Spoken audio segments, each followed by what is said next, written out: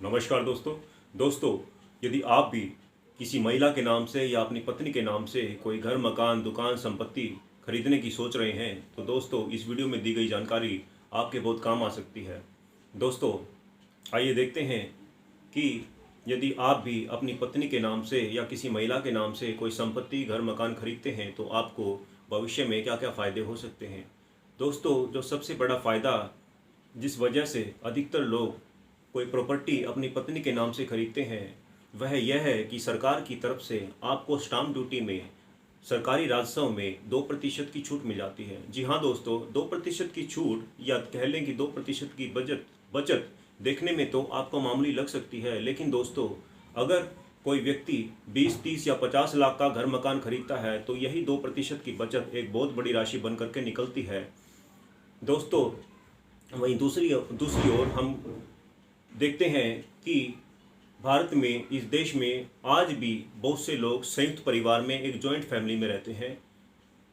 परिवार के 2-4 सदस्य, भाई बहन मिलकर के एक घर में एक छत के नीचे रहते हैं। दोस्तों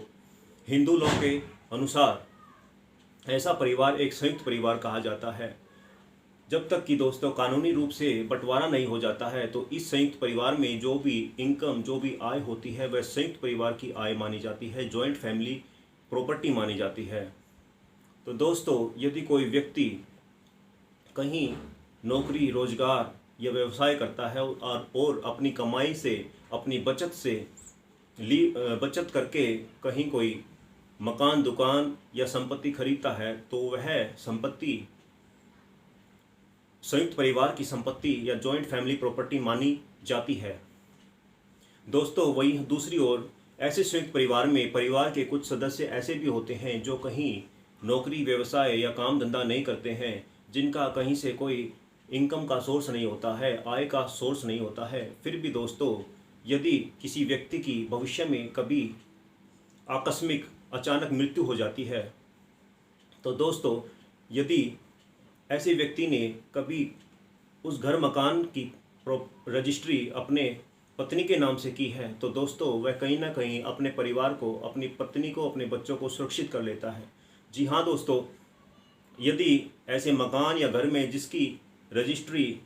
आपकी पत्नी के नाम पर है उसमें परिवार के अन्य सदस्य भी रह रहे हैं तो भी दोस्तों वह कभी कोर्ट में जाकर यह नहीं कह सकते कि वह संयुक्त परिवार की प्रॉपर्टी है। वह कभी आपके बच्चों को और आपकी पत्नी को उस घर से बाहर नहीं निकाल सकते। तो कहीं ना कहीं दोस्तों यह एक समझदारी वाला काम होता है जब आप कोई प्रॉपर्टी, घर, मकान, दुकान अपनी पत्नी के नाम से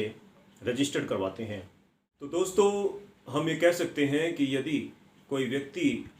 किसी घर या मकान की रजिस्ट्री अपने पत्नी के नाम से कर लेता है तो और कभी भविष्य में ऐसे व्यक्ति की मृत्यु भी हो जाती है तो कहीं ना कहीं वह अपने बच्चों का, अपनी पत्नी का भविष्य सुरक्षित कर लेता है। दोस्तों क्योंकि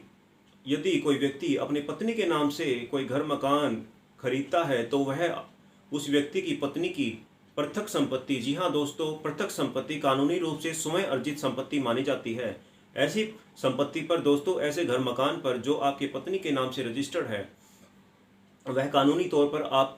उस व्यक्ति की पत्नी की प्रॉपर्टी, संपत्ति मानी जाती है। उसका, उस व्यक्ति का या उसके परिवार का किसी तरह का कोई हिस्सा, कोई मालिकाना हक नहीं रह जाता है। तो दोस्तों यदि भविष्य में आपको या आपके किसी परिचित को कभी न्यायालय में या किसी कोर्ट केस में जमानत करवानी पड़ जाती है, किसी श्योरिटी या जमानती का अचानक से प्रबंध करना पड़ जाता है, तो दोस्तों ऐसी परेशानियों से बचने के लिए भी, ऐसे बुरे वक्त में, ऐसे बुरे समय में जो संपत्ति, जो घर, मकान आपने अपने पत्नी के नाम से खरीदा होता है, आपकी पत्नी भी वहाँ पर एक श्योरिटी और जमानती बन करके उस परेशानी से, उस मुश्किल की घड़ी से आपको या आपके किसी परिचित को निकलवा सकती है। तो दोस्तों हम देखते हैं कि यदि कोई व्यक्ति अपने पत्नी के नाम से घर, मकान खरीदता है, कोई संपत्ति खरीदता है तो कहीं ना कहीं उसके और उसके परिवार का भविष्य सुरक्षित हो जाता है। तो दोस्तों कानून की जानकारी से भरपूर ऐसे और वीडियोस देखने के लिए आपसे अनुरोध है कि आप मेरे चैनल कानून टुडे को ज़्यादा से ज़्यादा शेयर कीजिए, सब्सक्राइब कीजिए, लाइक कीजिए